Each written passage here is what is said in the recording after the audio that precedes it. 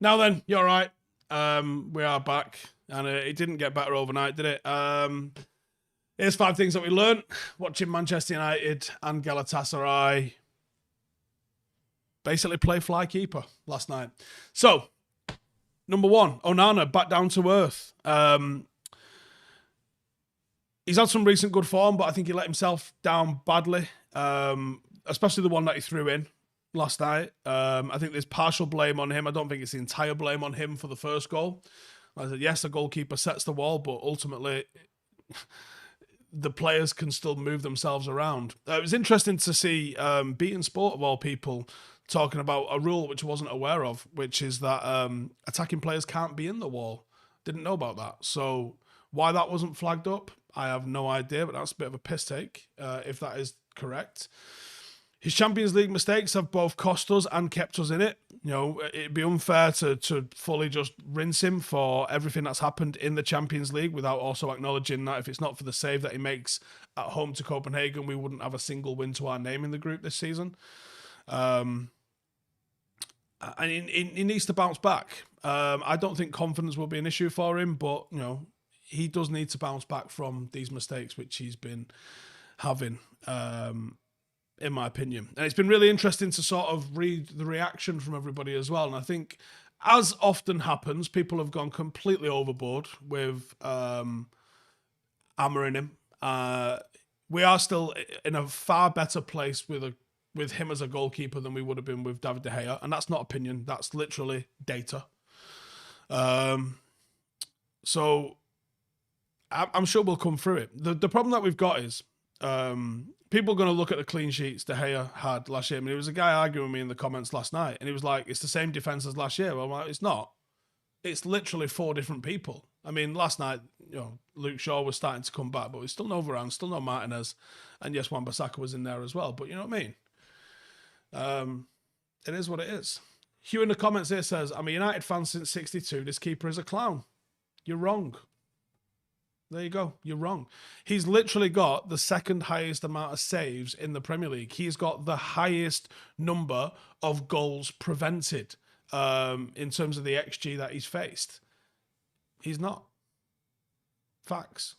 So yeah, again, the narrative on him is just completely overblown to a point that I completely can't agree with it.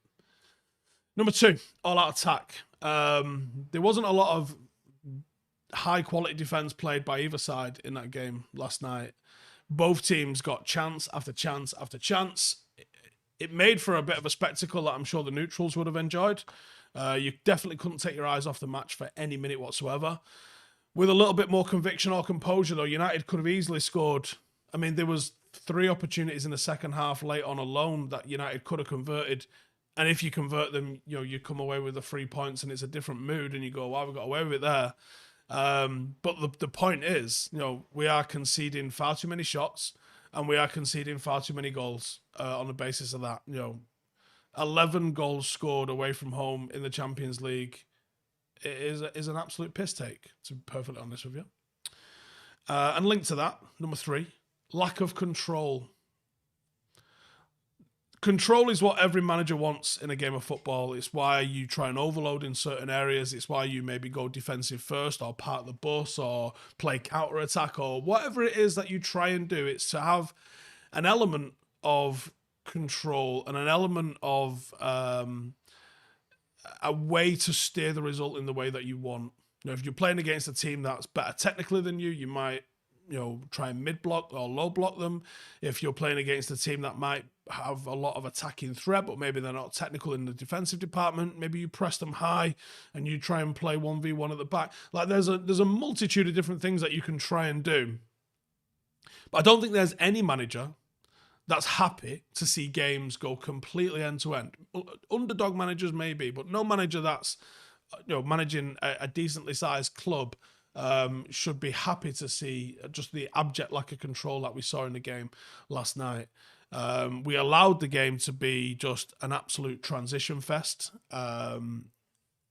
It was, again, it made for an exciting game, but, you know, and there were times where if any team had control, you could argue it was Galatasaray. You didn't really see United have any semblance of control. Apart from when Mainoo came on, United did look a little bit better with the ball and a little bit more relaxed. It was combative, but no one really managed to put the foot on the ball at all until we saw Mainoo take to the field, which is this kid continues to impress me. He really does. You know, he absolutely continues to impress the shit out of me because he's so good. I can't really remember too many sequences of controlled possession. I really enjoyed the third goal because I thought it was some of the best football that we played. It was, 1 and 2 touch. It was off the ball movement, and it was a great finish by McTominay getting across the front post. It was literally like a textbook kind of goal, but there wasn't the control. We got away with being incisive and we got away with being clinical with our finishing, but we didn't have the control, and there's still question marks about what is going to be the correct midfield balance. He obviously doesn't trust Amrabat to play full 90s. I don't know if he would begin to trust Mainoo because he's just so good. Bruno's obviously going to play, so who's the third wheel? I'll tell you this for free, it ain't Scott McTominay. Not long term. Can it be Amrabat? Can it be Eriksen? Do we need someone who's got something else? Could it be Casemiro? I think Casemiro's the most obvious choice, but when is he going to be fit, and is he going to come back as the under par player that we've seen this season, or the unbelievable player that we saw for a large period of last season? It's a complete unknown at the moment, isn't it? Number 4, Anthony. There was at times Anthony looked bright and perhaps revelled in playing against a team that was so open at the back. And he was quite progressive with the ball and in his play, and he linked up real nice with Wan-Bissaka, who was actually looking really good, getting beyond the ball in the final third. His decision-making was a little bit better. We didn't see him trying for many 2-pointers, getting it over the bar. He didn't really have too many bad decisions that I can remember, at least anyway. He did seem to tire, which could be a little bit of match fitness, match sharpness. If he can play with that same level of directness and start adding some final balls, I think he can be an asset. I don't think he's completely washed, but he certainly isn't living up to the price tag at the moment. And then 5, finally, it's out of our hands. So qualification is now not something we are in control of, which feels like a huge opportunity missed. You've got the enormous task of having to beat Bayern Munich to get anything, and then hoping for a draw in the other game. Could Europa League qualification derail our season? I don't want to be in Europa. I think I'd rather finish bottom of the group, to be honest. I mean, is anyone even confident they're getting a result against Bayern? I know they've qualified, but does that take the pressure off them? Does that mean that they turn up at Old Trafford and just fucking pop it around like it's easy for them? It's one of those, isn't it? Ant says, Steve Anthony looked decent, but I think that's because Galatasaray more is level. It's a valid. Rob says, Onana is a net negative on this team. I mean, that's factually incorrect, but okay. Koana says, Onana's distribution was awful last night. What is he doing? I don't remember his distribution being too bad, to be honest. Are people just like going way over the top of the ball here now? Dennis says, this transitional football is all fun and games, but you're only winning something if you can dictate the tempo and control the game. Within our entire squad, only Mainoo seems to offer such qualities. I would argue that Christian Eriksen also offers them qualities, and I thought Amrabat had them qualities, but we're just not quite seeing it out of him just yet, Erik says, Steve, these players with a coach like Eddie Howe will defend well and score. Ten Hag is just average. He thinks playing football is all about attacking and not defending a lead. That's obviously not correct, is it? But I do think there's a lot of learning curves for Ten Hag over the last year and a half that he's going to have to learn. Roy says, 17 clean sheets wasn't good enough for us, so we replaced him. Ever heard the phrase, it's not broken, don't fix it? But it was broken. It was broken. De Gea's save average last year was really very, very ordinary. You're forgetting the fact that we had Casemiro performing last year, protecting the defence, and we had Martinez and Varane and Shaw and Wan-Bissaka for large portions of the season. United have faced, on average, far more shots on goal this season versus last season. In fact, you know what? Let me see if I can pull it up while we're on, just to illustrate the point, because I know it's factual. You can't just say 17 clean sheets was all down to De Gea, because it really wasn't. So this season, the save percentage, Manchester United, oh, sorry, I thought we were second. We're actually top. Saves, 78.8% save percentage. Only Liverpool are in that stratosphere, and they're also on 78.8%. City are down in 65. That's the third worst in the league. Only Brighton and Burnley below them. Burnley down at 59.5%. United, literally number one, and that's with 51 saves. So there's only Sheffield United have made more saves than him. So you can't even say he's not getting a lot of trade. And to illustrate the point of how different this makes things, Arsenal have only faced 18, or they've only had to make 18 saves. He's on nearly 3 times the saves that Arsenal are having to make. Like, and let's look at last year.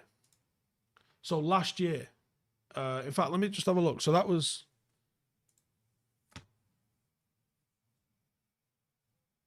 51 saves in how many games we had? 13. So it's 3.92 saves per game, right? Last season, under David De Gea, his save percentage was 71%, which was, I think, about 10th. Bang average in the middle of the league. The amount of saves made was 99 in 38, which means he's down at 2.6. He's making about 50% more saves per game than David De Gea did. So there you go.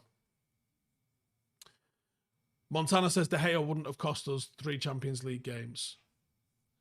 You've got no evidence to support that. That's the one. There you go. A lot of people asking, would you keep Amrabat next season? I think we've already got an obligation to do so, but on his performances now, I've been very disappointed with him. Sam Nelson says, Bruno giving away both silly free kicks leading to goals which could have been easily avoided. Yeah, I agree on that as well.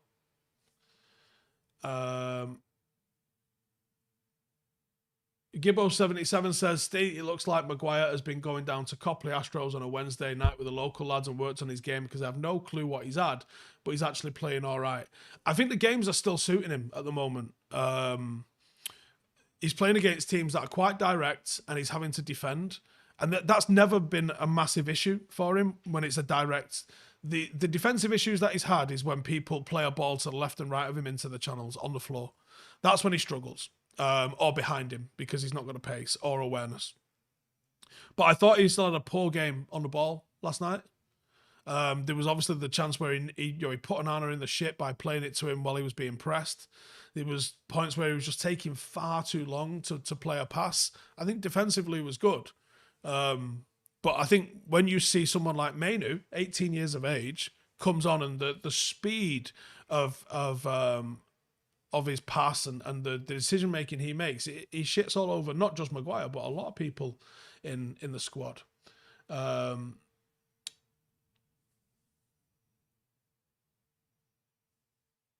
Mark Davies says 50% more saves because everyone knows he's bobbing, so have a shot on spec. Most of them go in.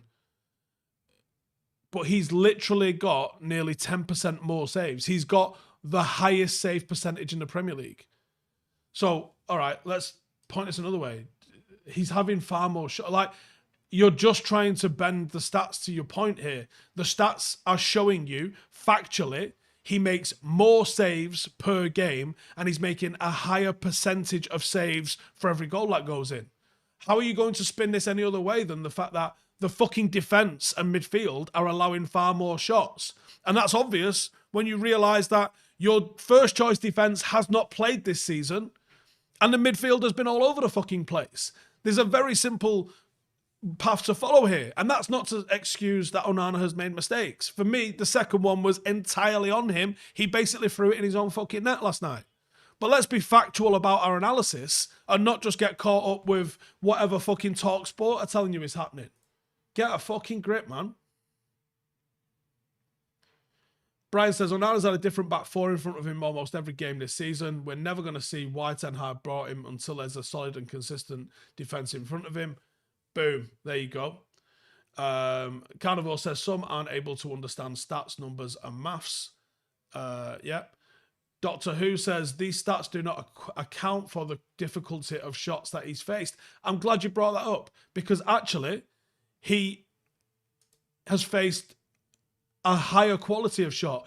No goalkeeper saved more expected goals than him, with over 8.3 expected goals saved, more than he should have done. Like, he's literally saving more than he's fucking expected to by a lot.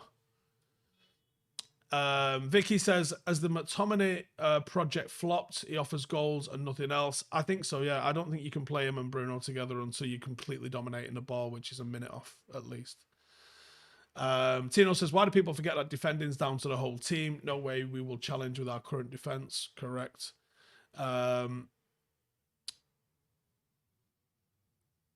says, Talibo in Jan.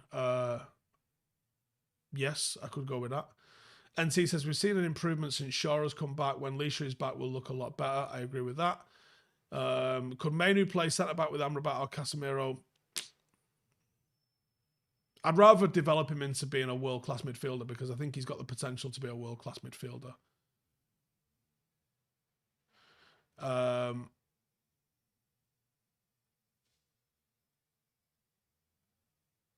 Alan says, sad thing is Maguire played pretty well. Icardi was nowhere to be found. As for Mainoo, before anyone who dick ride him, you could put the blame on him for the third goal we conceded. Really? I'm not sure about that, to be honest with you. What back four would I put in front of Onana? Martinez, Varane, Wan-Bissaka and Shaw. That is our best defence. CTB says, XG for goalkeepers is a very accurate stat. For strikers, they choose how many shots they take, which can sway the stat. Goalkeepers don't. There you go. Jeffrey says, Onana cost us 5 points in the Champions League. He has made us 2 points in the Copenhagen game. So yes, the criticism of Onana is way too OTT. James says, the free kick annoyed me at the time. Was thinking that De Gea gets his foot on that ball, but that's neither here nor there. The problem is the ball comes through the fucking wall. What is the wall there for if it's not to stop the fucking ball coming through? Simple as that. I can see he's gambled that the ball's going to go to his left because, you know, when someone's going to try and curl one rather than knuckleball one, they're going for that corner over the top of the wall.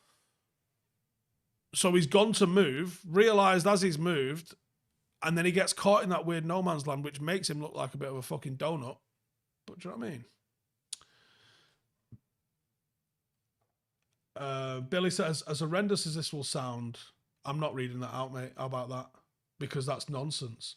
Billy reckons that he's never been an elite black goalkeeper, and that's just absolute fucking nonsense. Dida would like a word with you. Fucking hell, I can't remember his name now. The Chelsea goalkeeper from a couple of years ago, who was basically Ballon d'Or worthy at the time. He's fell off in a big way since. Shit, can't remember his fucking name. Just, what a fucking nonsense. And Joe, why that probably has been the case is because people are fucking thinking of those stupid fucking tropes and rolling with them.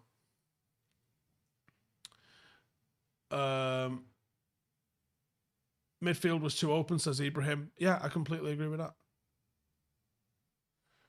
Mendy, sorry. Yes, thank you.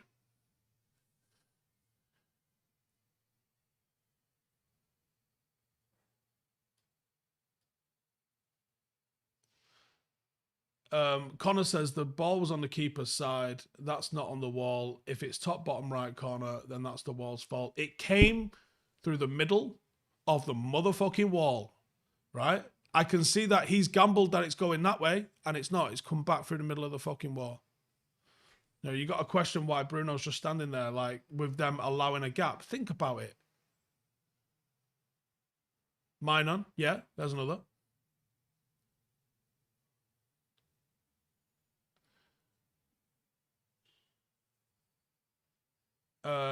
What do I think of the sub for Wan-Bissaka to Dalot to affect the team? Well, for about a minute, 2 minutes, before they took Zaha off, which I thought was a mental idea in all honesty, I thought Zaha actually came into the game when Wan-Bissaka went off, and for obvious reasons. And then you're like, this could be problematic for us. And then they took Zaha off, and I thought Dalot then was getting forward loads because he didn't really have a ton to do defensively. Do I drop Onana and give Bayern a chance? No. Colin says, ref had a mare yesterday. How come Galatasaray only got 2 yellows as Burnley? Oh, some of the, like, everyone that went near Garnacho probably should have got a yellow. They kicked the shit out of him.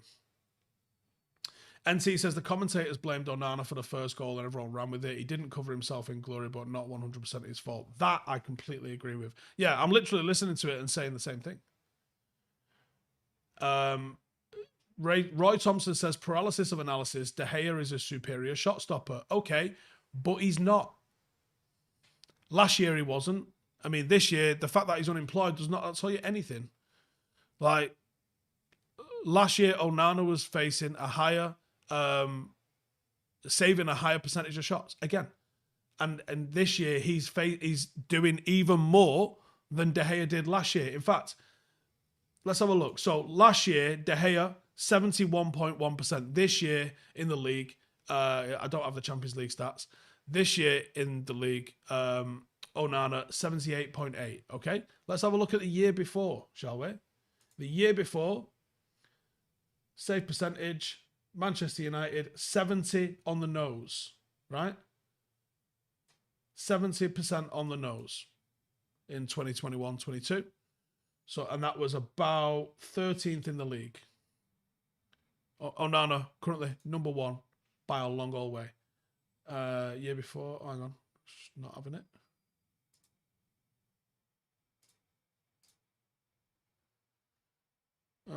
Apparently it's not letting me go that far. I can only go to 22. 21, 22. I don't think so. Let me do it otherwise. Let me try 2021.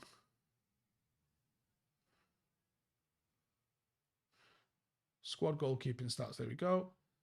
2021, 71.6. Still nowhere near the 78 that we're seeing this year with Onana. 19-20 season.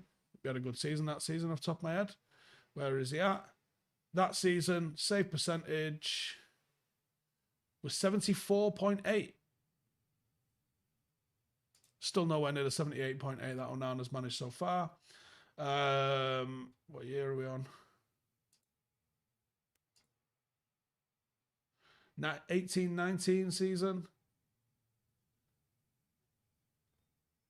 18-19 season, 71.9. I don't know if De Gea's ever had a season where he saved as many as Onana's saving here now. Oh, there we go. I just found one. 81.1%, which was absolutely ridiculous amount of saves. And that was in the 17-18 season.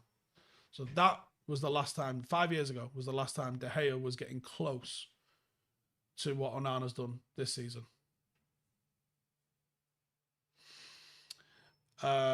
Gillis says, remember getting a Wembley last year for the FA Cup before I even got in the stadium. De Gea made a clanger and cost us a game. Quite happy he's gone, to be honest.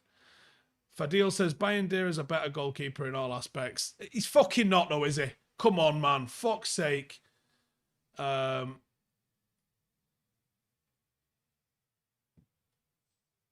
Two Shot Tino says, going by the stats, we would have conceded even more goals this season if De Gea was still in goal. Yeah. By at least 10%. Which is about, what, 3-4 goals? Something like that. Simon says, Onana made a crucial double save in the first few minutes of the game. Has everyone forgotten that? Of course they have. Capo Die says, Onana propaganda, Steve, you're better than this. It's only Onana propaganda because it doesn't line up with what you're thinking it is. I'm literally giving you the fucking stats. And I've just explained to you there, David De Gea actually had a better save percentage than him 5 years ago. But the 4 years since then, he didn't. So is that De Gea propaganda or is that Onana propaganda? Or is it just the fucking truth?